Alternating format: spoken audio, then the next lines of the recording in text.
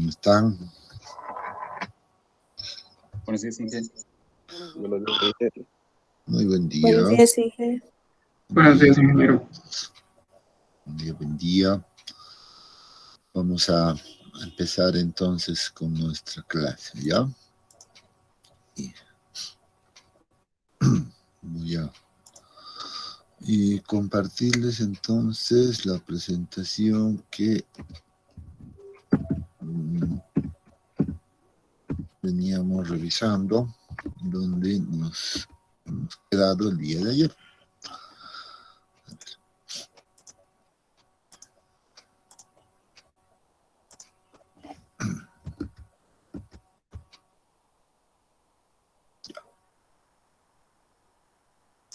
Ahora sí.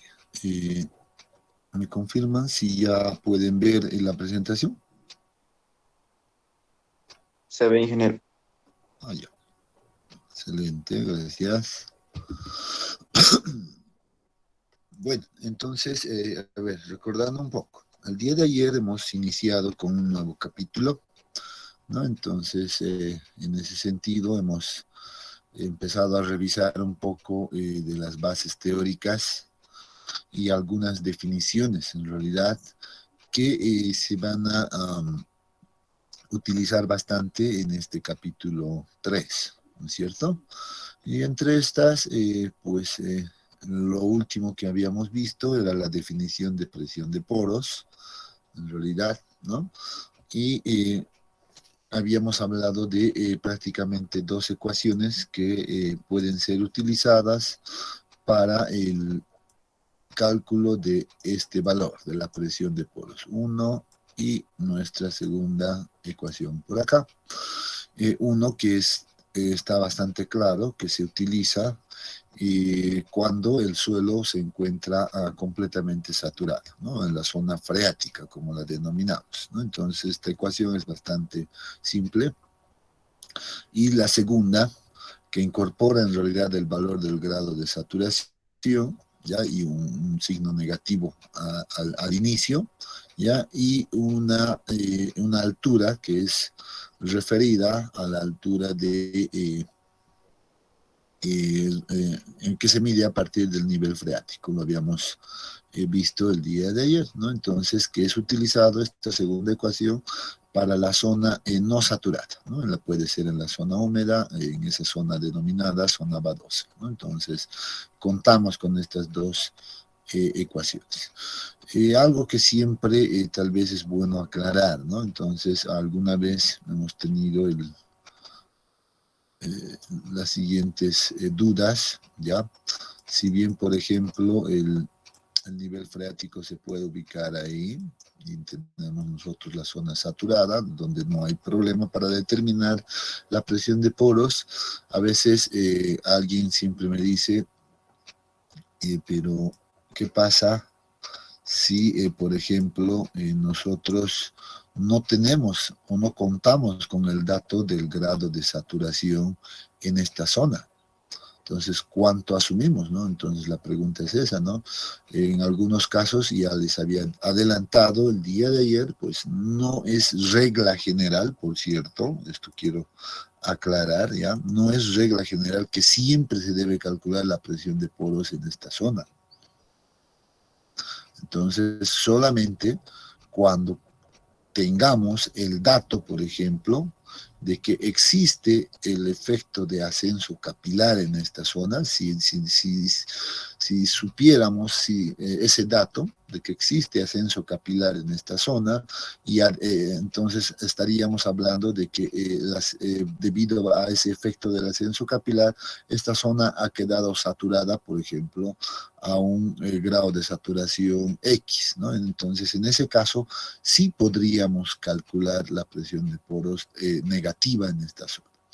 En caso de que no se conozca ese dato, bueno, como les había dicho, pues yo supongo que básicamente la distribución de presiones del agua solamente se va a dar en esta zona, y suponemos que cero va a ser en toda esta otra zona, ¿no? Entonces va a venir una distribución seguramente de ese tipo y vamos a venir de esa manera. Ya, entonces, esto, bueno, tenía que aclararlo porque a veces siempre resulta ser una duda en realidad en este punto. Ya, entonces espero que con esta aclaración más, pues ahora sí quede todo claro, digamos, sobre el uso de estas dos ecuaciones para la determinación de la presión de poros. ¿Ya? Bien, entonces en ese sentido, nosotros ahora, pues podemos continuar, ya después de haber realizado estas definiciones. Seguro que podemos hablar ahora del movimiento del agua. Habíamos dicho que el agua se va a mover, va a seguir una cierta trayectoria, etcétera, ¿no? A través de los poros del suelo. Entonces empecemos a hablar de ese movimiento del agua. Bien, ahora, bueno, lo primero que uno estudia en este punto pues corresponde al flujo en una dirección o flujo unidimensional, que también se la denomina, ¿no? Entonces, esto es básicamente una suposición práctica para poder entender el comportamiento del agua en el terreno, ¿no? Entonces, vamos a hablar un poquito de esta condición de flujo en una dimensión, ¿ya? Y pues decimos lo siguiente, ¿no? Este análisis de flujo, obviamente, esta suposición que se realiza es debido a que también es bastante simple, bastante sencilla de entender, ¿no? Entonces, se basa simplemente en una hipótesis principal o en una ley general que vamos a también describirlo en este apartado. ¿Ya? Entonces, es una condición de flujo bastante simple de entender y además debo decir que también esta condición, pues, por lo general solamente la realizamos en un laboratorio de suelos, ¿no? Entonces, no es no es algo que ocurre en la realidad, ¿no? Sino que es una generalización en laboratorio. Por tanto, lo vamos a ver esto simplemente en laboratorio, pero eso no significa que los datos que se obtengan de estos laboratorios o de esta condición no nos sirvan para aplicar en problemas prácticos. Más al contrario, creo que son la base principal para poder llevar esos resultados a un problema práctico, ¿no? Entonces, en ese sentido vamos a empezar a ver aquello, ¿no? Como les había dicho, solo se observa en aparatos de laboratorio que se denominan permeámetros de laboratorio, ¿no? Entonces son unos instrumentos que tienen una cierta configuración específica para poder controlar el flujo de agua en una dirección, ¿no?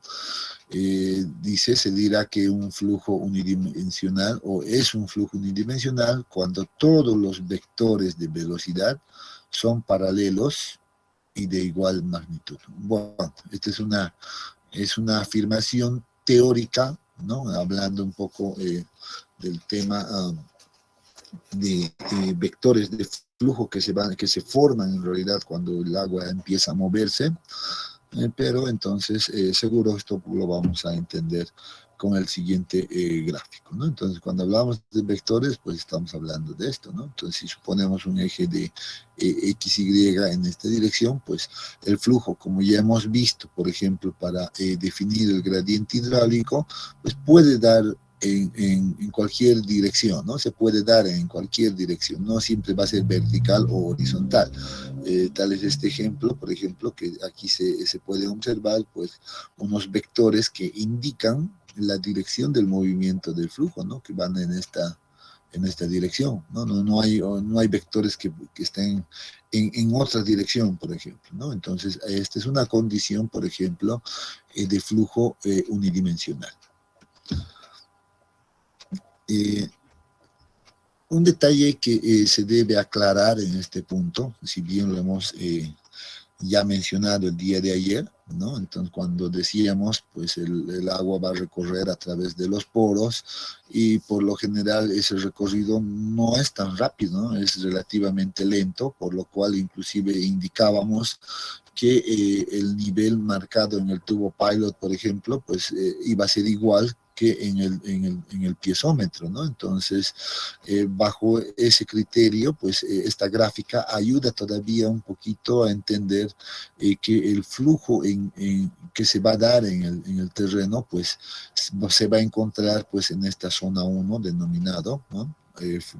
Zona 1, donde el flujo es del tipo laminar, ¿no? Si recordamos la hidráulica, pues sabíamos que existía flujos del tipo laminar, un flujo en transición y un flujo turbulento, ¿no? Entonces esto básicamente tiene que ver un poco con esa teoría, indicando que por lo general en el terreno pues va a ocurrir este tipo de flujo. Entonces va a tener un comportamiento de tipo lineal, ¿no? Entonces esta es una hipótesis igual, ¿no? Entonces esta gráfica nos muestra una relación entre la velocidad de flujo y el gradiente hidráulico del sistema, en este caso, y bueno, nosotros decimos, nos vamos a encontrar acá en esta zona.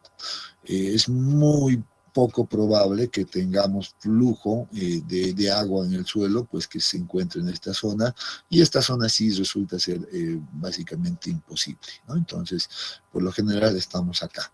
El agua se mueve de esta manera, ¿no? En el terreno. Bien, hecho esa aclaración, pues ahora empecemos a ver el flujo de agua en estos equipos de laboratorio o estos permeámetros, ¿no? Entonces, para aquello, primeramente vamos a presentarles una fotografía que corresponde al equipo del laboratorio de geotecnia, ¿no? De nuestra universidad, ¿no? Este es el equipo que pertenece al laboratorio de geotecnia, con el cual se realiza, digamos, bueno, distintas pruebas que en realidad simulan el flujo de agua en una dirección. Obviamente aquí este es el permeámetro, el cual habíamos indicado, ¿no? Obviamente acá el permeámetro se encuentra en este caso en una posición vertical. Sin embargo, este permeámetro puede ser también colocado en posición horizontal, puede ser colocado en una posición inclinada, etcétera, pero al final siempre nos va a medir el flujo en una dirección, ¿no? Entonces, uno puede agarrar de esta manera, puede configurar en realidad estos conductos que tienen por acá, puede hacer que el flujo venga de arriba hacia abajo o viceversa, o más bien puede hacer que el flujo vaya de abajo hacia arriba. Este permeámetro, bueno, tiene varias válvulas de control, ya acá una especie de llaves de paso que controlan en realidad la entrada o la salida de flujo de agua, ¿no? Entonces es un equipo bastante práctico de utilizarlo, bastante fácil, ¿ya? Por otro lado, vemos que, por ejemplo, en distintos lugares de este permeámetro, observen, vean acá, voy a tratar de describirlo, pues se instalan unos conductos en realidad, vean, unos conductos que están básicamente conectados con estas buretas, o son unas buretas graduadas que nos miden alturas de carga de agua, ¿ya? Que cumplen la función en realidad de piezómetros, ¿no? Entonces, básicamente estos conductos pues van a cumplir esa función de piezómetros. Por tanto, nos van a medir seguramente cuál es la presión generada por el agua en estos diferentes puntos, ¿no? Entonces, hay que entender eso también, ¿no? Que en los permeámetros de laboratorio pues se instalan piezómetros en distintos lugares. Por otro lado, pues tenemos acá un reservorio, ¿no? Un reservorio que en realidad es el que manda en realidad el agua a través de este conducto. Observen, en este caso el permeámetro está configurado para que el agua pueda fluir de abajo hacia arriba, en esta dirección, en esta ocasión, ¿no? Entonces esto puede ser cambiado en cualquier momento, no hay mayor problema al respecto. Lo que sí debo decir que este permeámetro está configurado también para que pues envíe una cierta cantidad de agua de manera constante, ¿ya? O sea, un volumen de agua constante a través de este conducto. O sea, tiene una especie de regulador aquí al interior que hace que la altura de carga nunca va a cambiar, que se va a mantener constante, garantizando que el caudal que va a circular por este conducto, pues, sea constante también, ¿no? De tal manera que, y a partir de aquello más bien, pues podamos controlar también el flujo de manera constante, ¿no? Entonces, esa es la idea. Una vez que llega acá el agua, por ejemplo, pues empieza a saturar inicialmente al suelo, ¿no? Una vez saturada, entonces va a venir por este otro conducto, va a salir a este otro conducto, observen, y luego va a estar conectado con un segundo reservorio, ¿no? Entonces, este segundo reservorio, vean, por ejemplo, tiene como que un conducto también de salida, ¿no? Eso significa que el nivel de agua, por ejemplo, acá siempre va a estar constante, y si uno quiere medir cuánto de volumen, por ejemplo, sale en un determinado tiempo, pues seguramente la puede controlar en este punto, ¿no? Entonces, acá todo tiene que estar controlado. Los niveles de agua por acá, por ejemplo, como estamos viendo, este está constante. El nivel de agua, por ejemplo, acá si uno logra observar, pues también va a ser constante. Entonces, ¿qué es lo que va a variar? Lo único que va a variar seguramente van a ser las alturas piezométricas acá. Si el flujo viene por este conducto, pues seguramente la presión en esta válvula, por ejemplo, bueno, ya lo he perdido la dirección, pero voy a suponer que este corresponde a esto, se va a encontrar, observen, en una altura mayor. No sé si logran apreciar la diferencia que se está marcando el agua. Vean, ahí está marcando esta altura, ¿no? Entonces, este corresponde a este primer conducto. Este segundo conducto que está, este segundo piezómetro, si notan por acá, pues también se está mostrando que el nivel de agua, pues me marca en esa dirección. Y el tercer conducto que está más alejado, pues me marca, observen acá. Espero que logren notar esa diferencia, ¿no? ¿Se logra notar esa diferencia, jóvenes? De la posición del agua.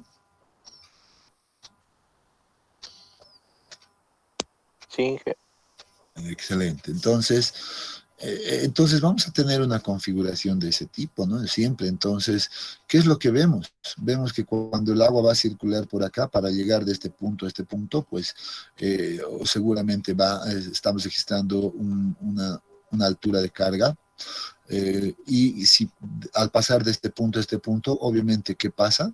Ya sabemos esta definición, que se produce en este punto, en este cambio, una pérdida de carga, ¿no? Y para pasar de este punto a este otro punto, pues ocurre otra pérdida de carga, ¿no? Entonces, esto es todo concepto, ¿no? Entonces, en el laboratorio nos basamos en toda la teoría y pues interpretamos también de acuerdo a aquello, ¿no? Entonces, esta pérdida de carga, por ejemplo, que la puedo llamar 1 y a esta le puedo llamar 2, ¿ya? Esta 1, pues se produce en esta longitud 1, ¿no? Eso es lo que hay que entender, debemos entender aquello. Y lo mismo, esta de acá, esta pérdida de carga 2, pues ocurre en esta otra longitud 2, ¿no? Entonces vean que yo puedo ir armando de esa manera, pues en base a la teoría que yo conozco, ¿no? Entonces, es más, puedo ahora definir inclusive cuál es el gradiente hidráulico de este sistema, ¿no? De todo este sistema. Si puedo encontrar en este caso, dice, 2 gradientes hidráulicos. Entonces, el gradiente hidráulico 1 va a ser igual a esta pérdida de carga 1 delta H1 dividido entre la longitud donde se produce esta pérdida de carga, y eso es igual a L1, por ejemplo, ¿no? Puedo igual formular un gradiente hidráulico 2, ¿no? Que va a ser igual a la pérdida de carga 2 dividido entre la longitud donde ocurre esta pérdida, y eso es igual a L2, ¿no? Entonces, básicamente todo lo que todas las definiciones que hemos visto ayer seguramente nos van a servir acá, ¿no? Ahora, si pongo un nivel de referencia, por ejemplo, esta mesa, entonces a partir de esta mesa voy a tener la altura de carga total para este piezómetro, voy a tener la altura de carga total para este segundo, para el tercero, etcétera. Así como lo hemos definido el día de ayer. Entonces, en otras palabras, lo que estamos viendo acá, que los equipos de laboratorio, pues básicamente se basan en la teoría que nosotros hemos planteado, ¿no? Entonces, esa es la teoría básica. De hecho, si algo he dicho hace un momento, es que el caudal con la que va a mandar el agua es constante, ¿no? Entonces, si el caudal que yo envío por acá es constante, entonces el flujo se supone que va a ser constante en todo lugar. Por tanto, bajo ese criterio, yo voy a decir que el gradiente hidráulico 1, por ejemplo, debería de ser igual pues al gradiente hidráulico 2, y eso debería de cumplirse, ¿no? Entonces, me estoy adelantando, sé que me estoy adelantando un poco, pero espero que en base a las definiciones ya realizadas, pues estemos también captando la idea de cómo funciona el flujo de agua en laboratorio, ¿no? A través de un permeámetro, ¿no? Entonces, de hecho, esto lo vamos a ver un poquito más a más detalle en algún esquema más adelante. ¿Ya? Entonces, bueno, he querido hacer una descripción ya bastante detallada del permeámetro del laboratorio, esto entendiendo que a veces uno, bueno, no tiene la oportunidad de ir a un laboratorio de suelos y poder observar en realidad estos equipos, ¿no? Y poder observar sobre todo el funcionamiento. Pero a través de esta imagen, he tratado de un poquito hacer que por lo menos se imaginen ya cómo es el funcionamiento de este permeámetro. Ya espero haberlo conseguido, espero haber conseguido ese objetivo. Muy bien, entonces ahora, bueno, aquí tenía todavía una segunda imagen un poco más amplia en este caso, ya del permeámetro. Es el mismo permeámetro que hemos visto. Vean, aquí están donde se instalan los piezómetros en este caso. Los conductos, vean, tienen siempre una válvula que van a permitir el paso del agua o van a cerrar el paso del agua, ¿no? Entonces lo mismo a este otro, en este otro extremo, ¿no? Igual tienen unas válvulas que controlan lo mismo, ¿no? Permiten o no el paso del agua, ¿no? Vemos acá en esta imagen, pues de manera un poco más clara, podemos observar el suelo. Vean, ¿no? Estamos observando el suelo acá está el suelo, se nota bastante. Vemos que entre el suelo y el equipo acá hay una especie de una gravilla, ¿verdad? En realidad es grava, pero controlada, que cumple la función de filtro, ¿no? Entonces esto se coloca con el fin de que el agua en realidad no entre en contacto directo en realidad con el material, porque puede generar algún tipo de erosión y por tanto puede hacer variar los resultados. Entonces entra en contacto el agua directo con la grava inicialmente, y a través de la grava pues va a distribuir de manera uniforme pues hacia el suelo en realidad. Y a la salida lo propio, ¿no? Con a efectos de evitar algún efecto de erosión también, entonces se coloca otra capa de filtro o de gravilla controlada en este caso, ¿no? Entonces siempre se configuran de esta manera los permeámetros en laboratorio. Y una vez que se tenga esta configuración, pues entonces nosotros empezamos a mandar el agua por acá, empezamos a controlar cuáles son los niveles, vamos viendo cuánto de volumen va a salir hacia el otro extremo de este permeámetro en un determinado tiempo, ¿no? Generalmente eso es lo que se hace en laboratorio. De todas maneras, ya les adelanto que también voy a compartirles un manual de laboratorio que hace referencia a este tipo de flujo, ¿ya? Entonces, eso les voy a compartir más adelante, para que puedan un poco más ampliar algunos detalles.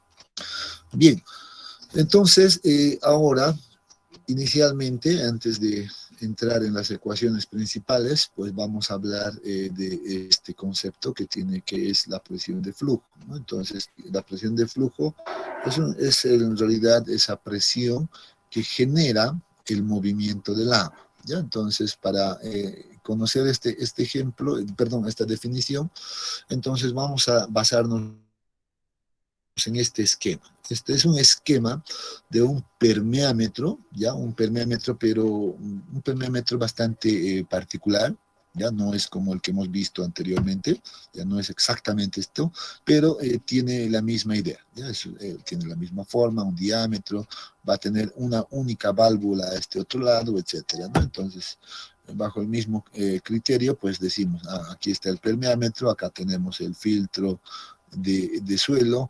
Sin embargo, este permeámetro solamente va a tener una válvula de control que va a permitir la salida del agua, o no va a permitir la salida del agua, entonces simplemente aquello. Por otro lado, pues tenemos acá el reservorio.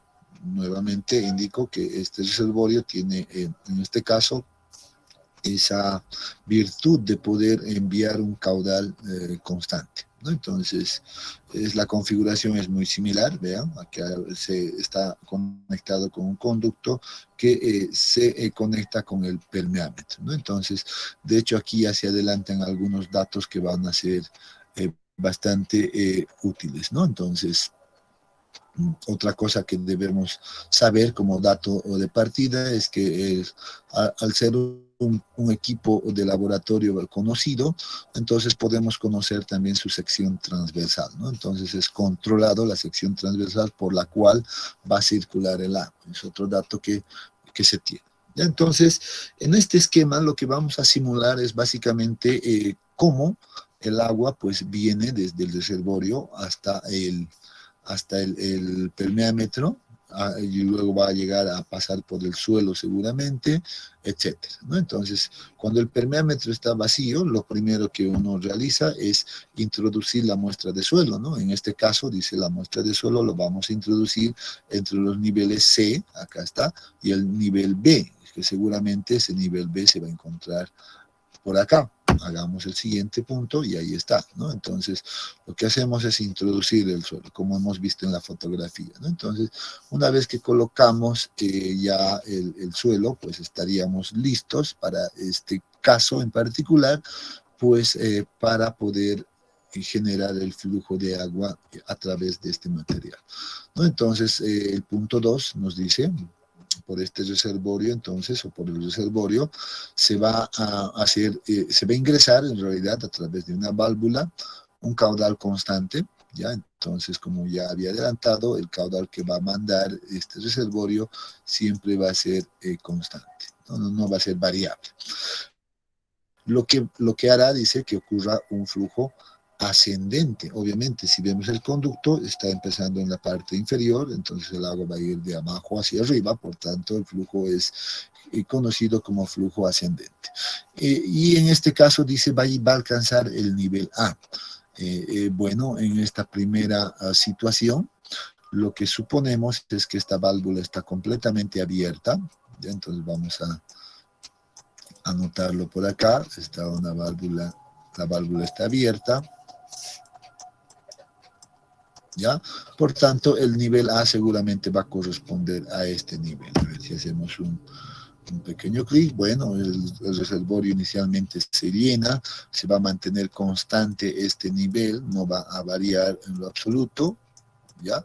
Y si abrimos la válvula, pues el agua va a empezar a venir por el conducto, va a llegar hasta este punto, y nuevamente aquí tiene una válvula, ¿no? Donde, como hemos observado. Entonces, en ese momento yo voy a abrir esta válvula, acá, cuando el agua ya esté ahí, voy a abrir la válvula, abrimos una válvula acá, y que empiece. Bueno, empieza a saturar primeramente la grava, observen, ahí este es el filtro, la grava. Entonces, cuando abrimos la válvula, lo primero que hace es saturar a la grava, y ya en este punto podemos decir que el agua va a ser ya distribuido de mejor manera en toda el área, en toda la sección transversal del permeámetro, ¿no? Entonces, por eso ya la representación está como uniforme. Y si continuamos con esto, bueno, el agua va a agarrar y va a llegar primeramente al nivel B.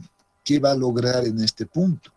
pues va a lograr que el suelo se encuentre saturado, primeramente. Lo primero que hace es llenar los vacíos del suelo, ¿no? Entonces es por eso que cambia inclusive la textura acá para representar ese grado de saturación. Y una vez que ha saturado el suelo, entonces ya hemos dicho, empieza a moverse el agua, empieza a fluir recién. Y entonces seguramente vamos a tener esta configuración, llegando hasta el nivel A. Y una vez que llega al nivel A, esta válvula abierta, pues el agua va a circular constantemente. Si yo mantengo abierto todo este sistema, pues el agua pues, va a seguir circulando, ¿no? Entonces, y la pregunta es, ¿por qué empieza a circular el agua? Y como he dicho, si yo mantengo esto abierto, pues va a seguir circulando constantemente. Porque existe aquí una condición en realidad que hace que ocurra aquello, ¿ya? Que es, bueno, en este momento yo podría decir, pues el nivel del agua inferior se encuentra acá, ¿no? Entonces, ¿qué estamos viendo? Lo que estamos viendo es que hay una diferencia de alturas de agua entre este reservorio y este nivel de acá, ¿no? Hay en este caso, una diferencia. ¿Y qué se llama, por definición, a esta diferencia? A ver, ¿quién me ayuda?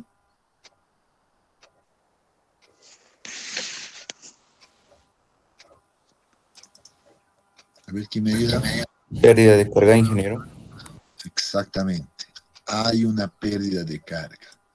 Entonces, siempre que la pérdida de carga sea distinto de cero, entonces vamos a estar hablando de que hay movimiento del agua, ¿no? Entonces, este es un dato bastante interesante.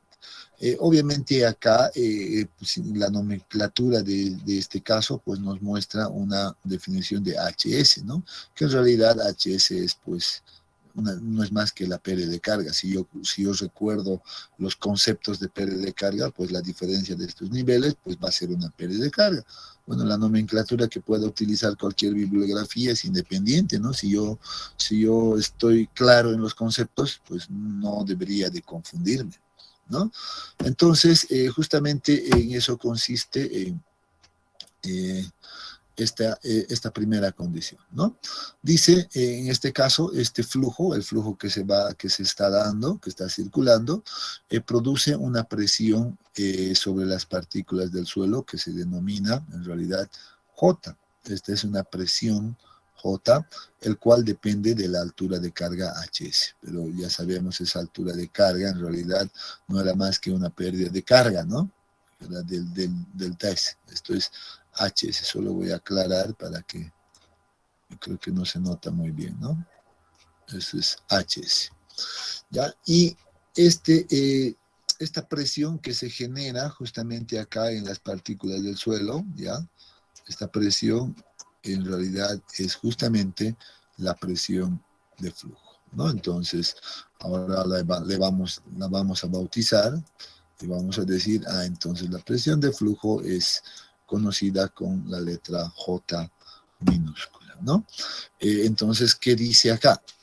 Si la presión de flujo, en este caso J minúscula, es muy grande, entonces lo que va a tender es a levantar las partículas del suelo, ¿no? Si este valor de J, por ejemplo, que estoy ilustrando por ahí, bueno, no es J mayúscula, perdón, es J minúscula simplemente, sería muy grande, ¿no? Sería muy grande en valor. Entonces, el riesgo que se corre acá es que las partículas de acá empiecen a irse con el agua, ¿no? Entonces, entren en una situación de flotación, y a esa condición, por lo general, se la conoce como una condición de falla por flotación, ¿no? El suelo ha fallado por flotación. Entonces, empiezan a separarse esas partículas, ¿no? ¿Y de qué va a depender aquello? Entonces, estamos diciendo que la magnitud de esta presión de flujo va a depender de esta altura de carga, ¿no? O de esta pérdida de carga HS. Si HS sería más grande, si nos imaginamos posicionar este reservorio en una altura mucho mayor, pues HS va a ser más grande. Y si HS crece, la presión de flujo también va a crecer, ¿no? Entonces, ahí debemos tener mucho cuidado también en controlar ese detalle, ¿no? Entonces, bien, con esa primera idea, ahora pasemos a una segunda situación. Dice, si se cierra la válvula, esta válvula, digo, ahora si yo cierro esta válvula de esta manera, ¿ya? Entonces, no voy a permitir que el agua salga acá. Entonces, ¿qué va a ocurrir? Entonces, el agua va a seguir circulando hacia arriba, ¿no? Hasta llegar al nivel 0. Por lo que en ese punto, dice, se considera que no existe flujo. ¿Por qué no va a existir flujo? Justamente porque este nivel va a alcanzar el mismo nivel que teníamos que tenemos en el reservorio. Y en esta condición, pues la pérdida de carga, ¿cuánto será? Pues no existe pérdida de carga. Esto es 0, por tanto, no existe movimiento de agua en esta condición, ¿no? Entonces, esto es bastante interesante, ¿ya? Entonces, a partir de este pequeño experimento y de este pequeño análisis que realizamos, entonces dice, se deduce que la presión producida por el agua entre los niveles 0 y A, entonces contrarresta a esa presión de flujo que tenemos acá, ¿no? Que estaba en esta dirección, contrarresta. Entonces, como contrarresta aquello, seguramente cuando se llega a este nivel, pues esto se iguala, ¿no? O entra en equilibrio. Y esa presión del agua, en realidad, es definida, en este caso, con una letra mayúscula J, ahora sí, ¿no? Entonces J está acá en esta dirección, y J representa básicamente al peso de todo este elemento. Simplemente para que esto quede claro, le voy a poner una especie de hash por acá, ¿no? Entonces, esta presión de flujo entre estos niveles, pues va a igualar seguramente a la presión de flujo, ¿no? Entonces, como vemos acá, J no es más que la fuerza generada por el agua entre los niveles 0 y A, ¿ya? Y dividido entre la sección transversal del permeámetro en este caso. Entonces, la ecuación va tomando esta forma, ¿no? Entonces, y esa fuerza no es más que, ¿qué cosa? La fuerza F del agua, pues no va a ser más que el peso del agua entre los niveles A0, ¿no? A0. Entonces hay que entender que esta fuerza es igual a aquello. Entonces, bajo este criterio, seguramente nosotros podemos ya ir definiendo algunas ecuaciones, ¿no? Entonces, acá está la definición de J, es la presión ejercida por el agua. Entonces, nos anotaremos inicialmente esta ecuación, ¿ya? Y a partir de aquello, pues ahora vamos a definir un detalle interesante. Como el caudal es constante, ¿no? Esta es una hipótesis que hemos manejado. Entonces, la presión de flujo se supone que también va a ser constante en toda esta zona, ¿no? Entre los niveles C y B, como dice acá.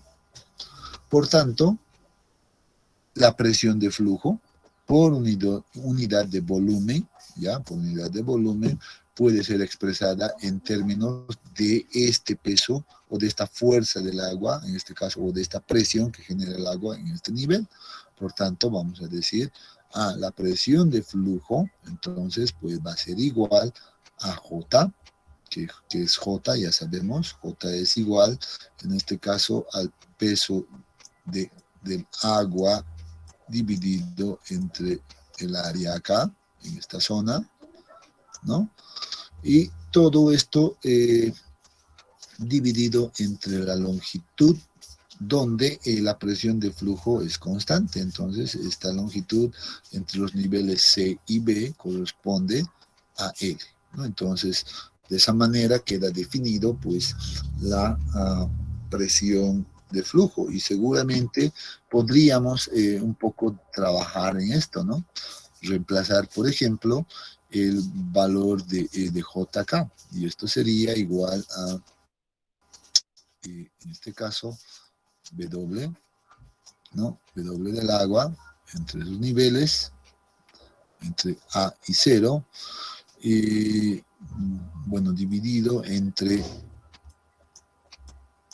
A por L, ¿no? Ahora, el peso la podemos relacionar fácilmente con el peso unitario del agua, ¿no? Entonces, yo fácilmente puedo indicar, por ejemplo, que el peso unitario del agua, ya recuerdo las definiciones, es igual al peso del agua dividido entre el volumen que ocupa el agua. ¿Cuál es el volumen que ocupa el agua? Pues va a ser igual a la sección transversal A, ¿no? Multiplicado por la longitud que ocupa, y esa longitud es HS. Entonces, el volumen la puedo escribir en ese término, ¿no? Si ahora yo despejo el peso del agua de esta ecuación, pues vean que esto va a pasar a multiplicar acá, y la ecuación se me va a transformar, por ejemplo, en la siguiente forma. Peso unitario del agua multiplica a la sección transversal del permeámetro, y esto también multiplica a esa altura HS, dividido entre el área de la sección del permeámetro por L. Entonces noto aquí que ya puedo simplificar inclusive la sección transversal. ¿Y qué es lo que me queda? Bueno, lo que me queda es simplemente el peso unitario del agua, ¿no? Que multiplica a HS sobre L. Muy bien, entonces en este punto seguramente alguien ya habrá recordado y dice, muy bien, aquí tenemos HS ¿qué era? Habíamos dicho hace un momento, era una pérdida de carga. Pérdida de carga dividido entre la longitud donde ocurre esa pérdida, ¿qué es? Gradiente hidráulico. Muy bien, es el gradiente hidráulico. Por tanto, finalmente llegamos a la conclusión de que la presión de flujo J minúscula es igual al peso unitario del agua multiplicado por el gradiente hidráulico del sistema. Entonces, tiene una ecuación bastante simple de recordar. Entonces, con este valor, con esta ecuación, yo puedo determinar cuál es la magnitud de la presión de flujo, cuál es la magnitud con la que llega el agua aquí al suelo, ¿no? Entonces va a depender mucho del gradiente hidráulico. Entonces vean ya la importancia acá de este gradiente hidráulico, ¿no? Entonces las definiciones que hemos realizado ayer son importantes. Entonces empezamos a utilizar ya ahora en este análisis de flujo, ¿no? Entonces, una ecuación que debemos anotarnos ya ahora, ¿no? La ecuación de presión de flujo. Una ecuación bastante simple, ¿no? Peso unitario del agua por el gradiente hidráulico de este sistema. Ahora bien, vamos a analizar un poco ahora la situación más crítica que se pueda presentar en este sistema de acá, ¿no? Entonces, vamos a decir, para aquello vamos a definir inicialmente, pues, este nuevo concepto. Y este es un concepto bastante interesante que debemos también anotar, ¿no? Ese es el concepto del gradiente hidráulico crítico, y se la describe de esta manera, ¿no? Es el I sub CR, que significa gradiente hidráulico crítico. Como concepto, este es el concepto, o esta es la definición de gradiente hidráulico crítico. Veamos qué es lo que dice. Es el máximo valor de gradiente hidráulico que el suelo puede tolerar o puede soportar, si quiere, antes que las partículas queden en suspensión. Entonces, este concepto me la tengo que aprender. Ya tengo que memorizar este concepto importante. Recuerden que les he dicho hace un momento, imaginemos que este reservorio pues suba hacia arriba, lo que va a incrementar la magnitud de este valor, de esta carga, ¿no? HS o pérdida de carga. Y si eso incrementa, que les decía, pues la presión de flujo, acá, la presión de flujo, también va a incrementar, va a ser cada vez más grande, ¿no? Entonces, hay que tener mucho cuidado en ese punto. En algún momento, en alguna posición X, ya en alguna posición, voy a suponer por acá, cuando el reservorio se encuentre en este nivel, por ejemplo, ya, y el nivel del agua esté acá, bueno, vamos a tener una altura, pues, seguramente total de este tipo, donde va a ser la situación máxima, la situación más crítica, que si subo 1 milímetro más arriba, por ejemplo, este nivel del agua, pues ya las partículas se van a empezar a separar. Entonces este sería como el valor último, ¿no? Es el límite. Entonces, en esa situación yo puedo definir seguramente este valor como una pérdida de carga límite que se va a dar a lo largo de esta longitud, y seguramente puedo definir de esa manera el gradiente hidráulico crítico. Por eso dice, es el máximo valor de gradiente hidráulico que el suelo puede soportar antes que las partículas queden en suspensión o queden en flotación, como quiera. O sea, antes de que falle por flotación. Ya espero que estemos captando ese concepto de gradiente hidráulico crítico, que es muy importante, ¿ya? Sin embargo, ahora decimos, bueno, entonces, ¿cómo controlamos aquello? ¿Cómo definimos entonces al gradiente hidráulico crítico? ¿Cómo controlo este detalle, ¿no? Entonces, para aquello vamos a suponer la siguiente situación crítica que se puede presentar en este modelo. ¿Cuál es esa situación crítica, o esa situación que me va a representar a un gradiente hidráulico crítico? Es algo análogo a lo que he dicho, pero en este caso sin mover el reservorio, ¿ya? Y lo cual consiste en lo siguiente.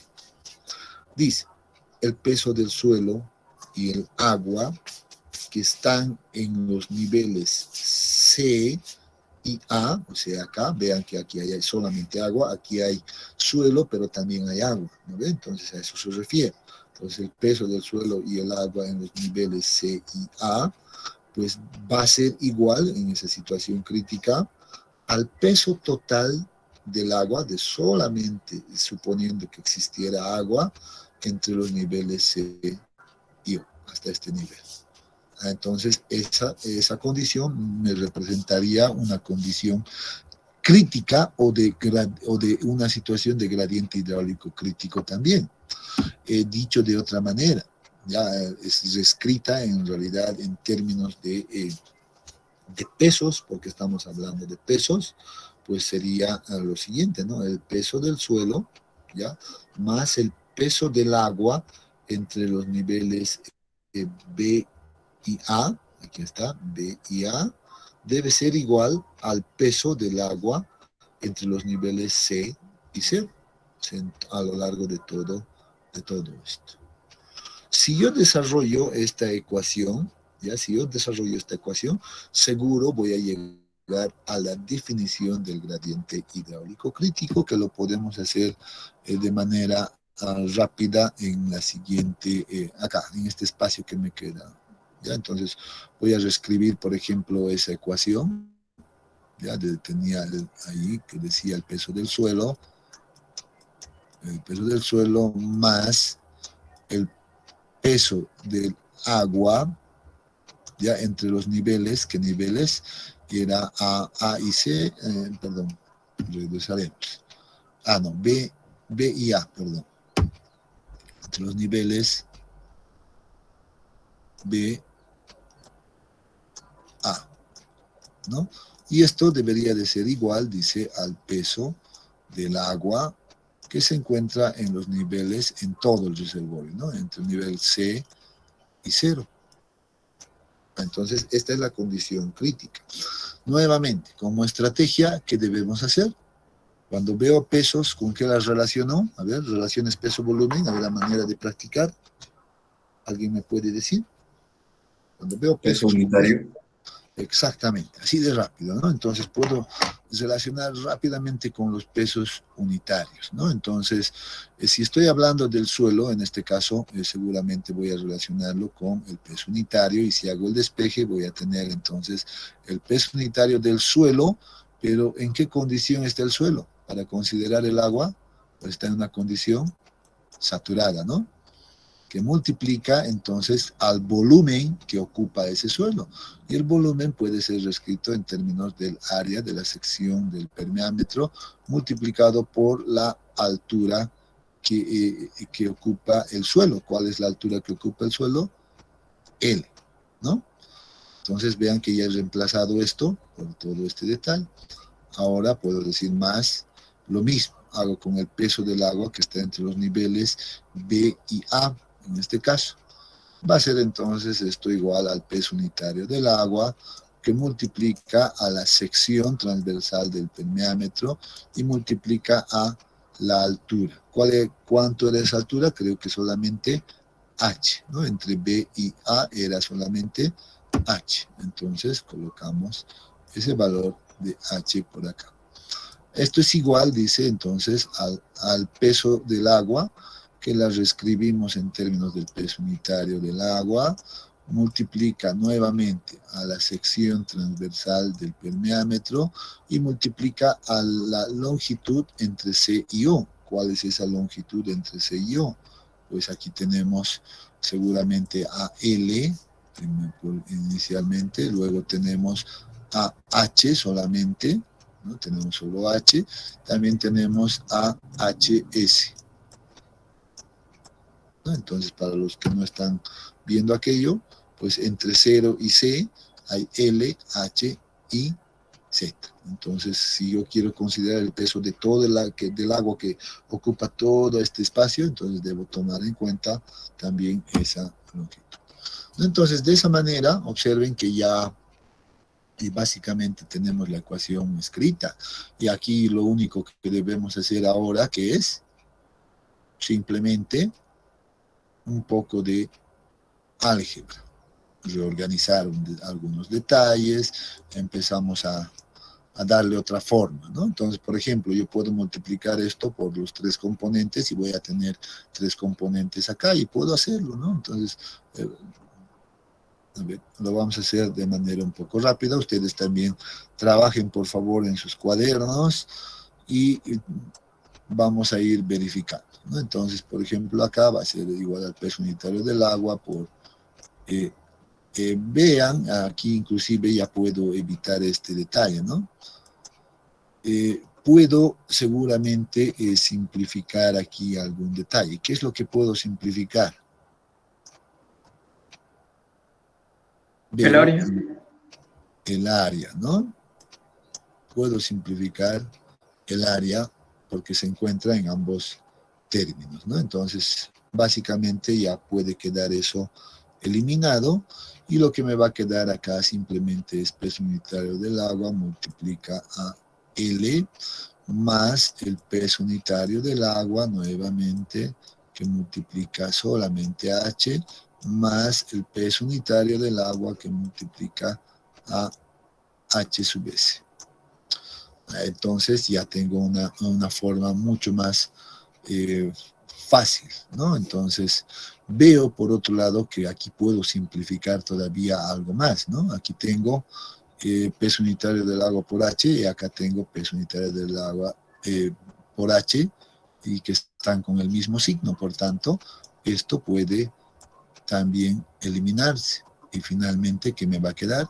Me va a quedar que el peso unitario saturado entonces multiplicado por L, ¿ya? Esto ya lo puedo traer simplemente a este término, va a ser menos el peso unitario del agua, ¿verdad? El unitario del agua también multiplicado por L, va a ser igual a ¿qué? Simplemente a el peso unitario del agua, a este otro lado, que multiplica a HS. Entonces vean que de esta ecuación larga, pues ya me he quedado con esta. Y aquí todavía puedo factorizar L, ¿no? Entonces digo, muy bien, aquí me voy a quedar factorizando con L, y aquí voy a tener, pues, este valor de peso unitario saturado menos el peso unitario del agua. Esto igual al peso unitario del agua que multiplica a HS. ¿No es cierto? Entonces, muy bien. Aquí entonces podemos seguramente trabajar todavía de alguna manera. A ver, si alguien recuerda algunas definiciones, aquí observa alguna definición específica. A ver, aquí me dice a qué es igual el peso unitario saturado menos el peso unitario del agua. Peso unitario sumergido, ingeniero. Correcto. Este es igual al peso unitario sumergido. Entonces, acá puedo agarrar lo siguiente y decir, muy bien, voy a llevar esto al otro término, ya, a dividir a este otro lado, y este peso unitario, pues la voy a traer también a este otro término. Entonces, lo que voy a tener básicamente es lo siguiente. HS dividido entre L, ¿no? Que va a ser igual, ¿no? Que va a ser igual a ¿qué cosa? Al peso unitario sumergido dividido entre el peso unitario del agua. Y nuevamente, ¿qué definición tenemos acá?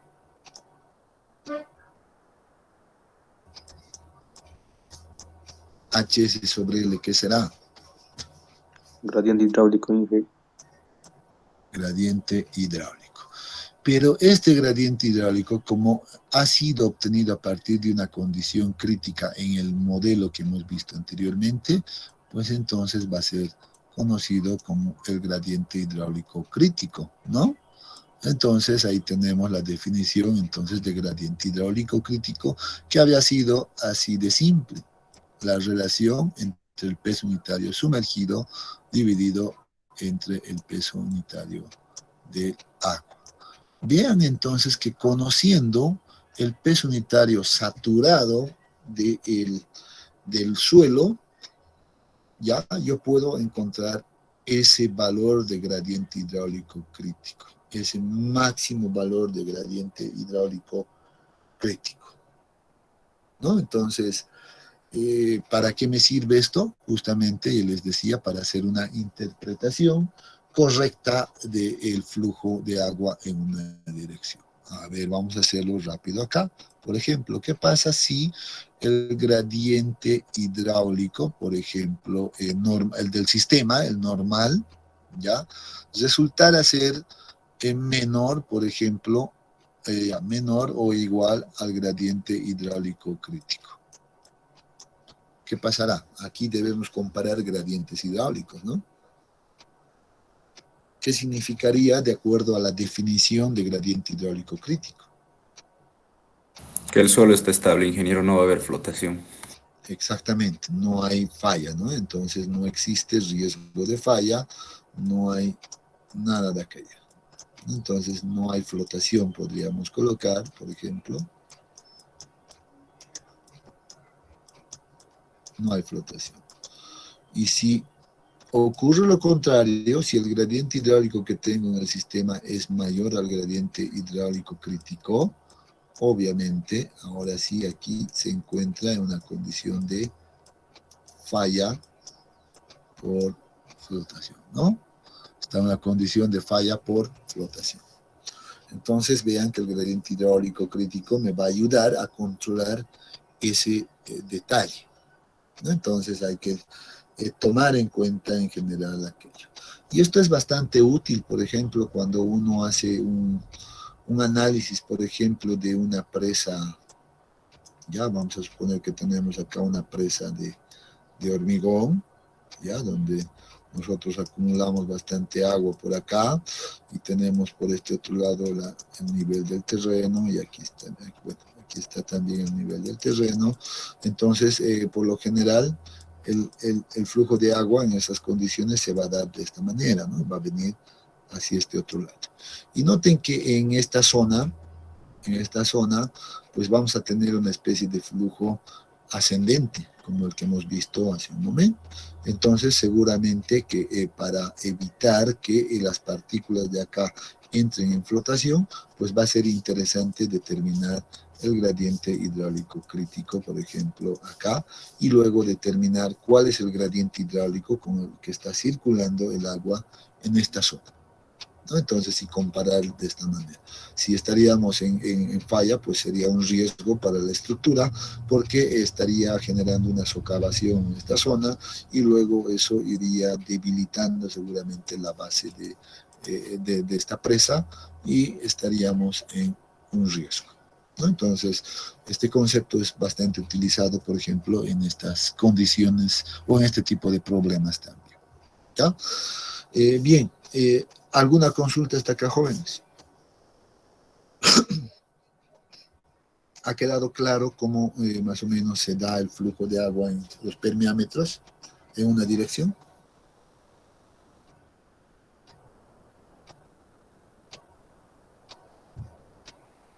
Sí, ingeniero. Excelente. Bien, voy a borrar entonces esto para ya ir cerrando un poquito este detalle, y vamos a hablar de algo muy interesante, ¿ya? Tiene que ver con una ley que gobierna al flujo en una dirección, o el flujo unidimensional que estamos viendo ahora en los permeámetros, ¿no es cierto?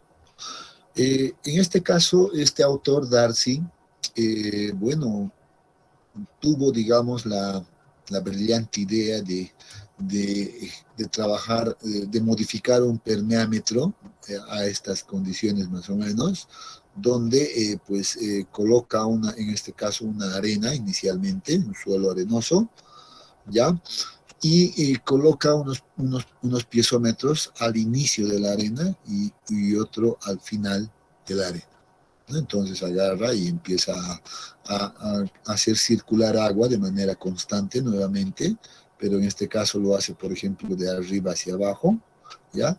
En este otro lado tiene un reservorio igual que se va a mantener constante. Entonces, ¿qué es lo que hace, por ejemplo, este autor? Pues lo que hace es hacer variar, por ejemplo, esta longitud L en proporción, en dimensiones. Por tanto, a medida que varía esto, pues lo que va a variar son justamente las alturas H3 en este caso, que se está midiendo a partir de un punto de referencia, una línea de referencia, y esta otra altura que se ubica en este otro permeámetro, ¿no? Entonces, ¿qué es lo que observamos en esta imagen? Observamos, por ejemplo, si bien el permeámetro está antes del ingreso hacia el suelo, bueno, el nivel del agua que se va a marcar ahí, pues va a coincidir con este nivel del reservorio inicial. Y si coloco al final, justo al final de la muestra de suelo, pues nuevamente este reservorio va a quedar, perdón, esta altura de agua en este piezómetro va a quedar igualado a este nivel del reservorio inferior.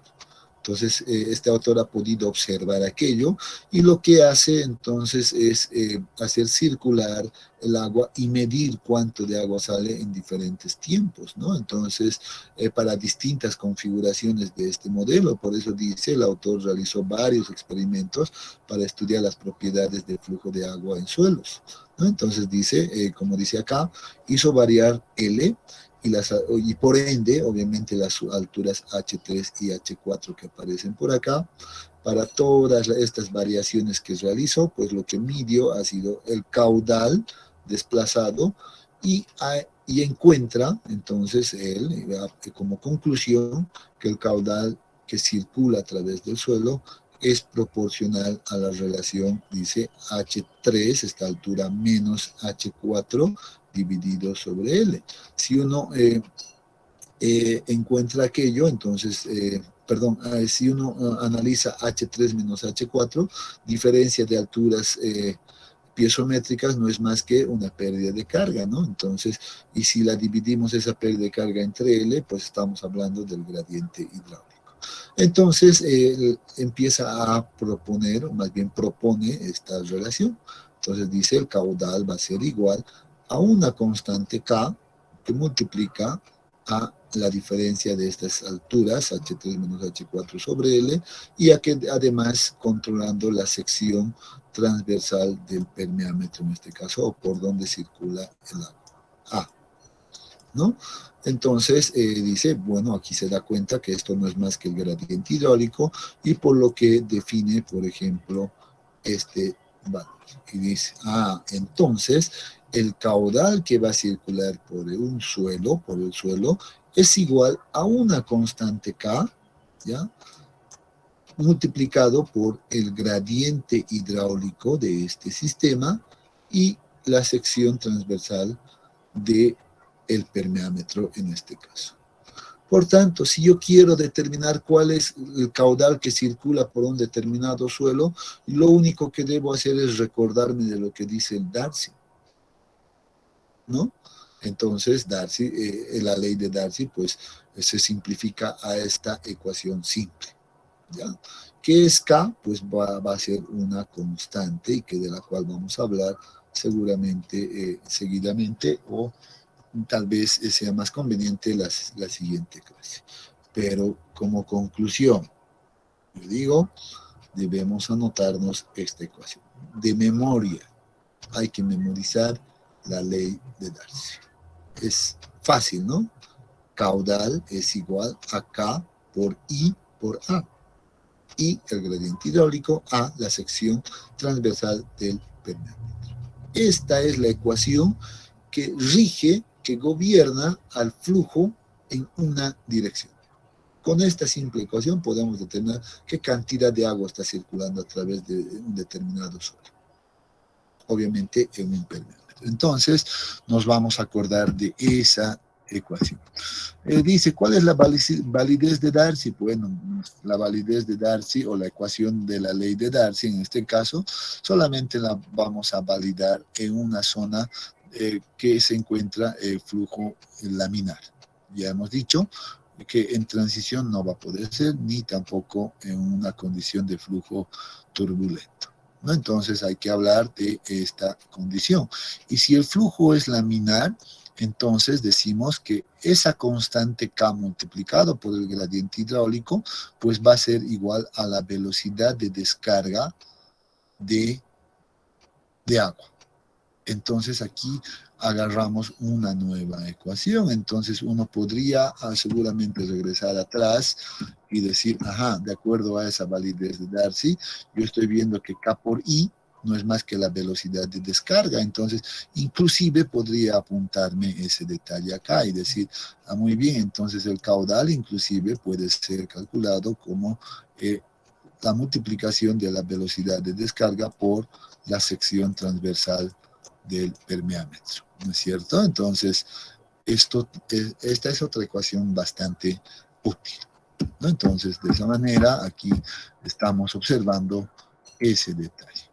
¿Ya? Entonces, vean que en una condición de flujo turbulento, esto no se va a cumplir, es imposible. Entonces, en transición, todo es incierto, no vamos a entrar en ese detalle. Ya nos quedamos con esta conclusión. Bien, yo propongo que, bueno, nos quedemos por acá el día de hoy hasta verificar la validez de la ley de Darcy. Ya, y la siguiente clase, pues, vamos a continuar a partir de esto y hablar un poco, en realidad, o más bien a detalle, de este parámetro, esta constante K que todavía no la hemos visto, pero vamos a desglosarla. ¿Ya?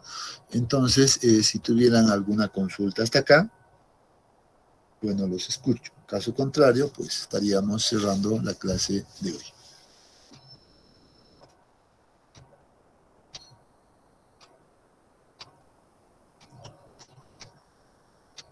Bueno, ninguno, ¿no? Entonces quedaremos acá, jóvenes, y continuamos la siguiente clase. Ya vamos a que tengan entonces un muy buen día. Hasta el día miércoles.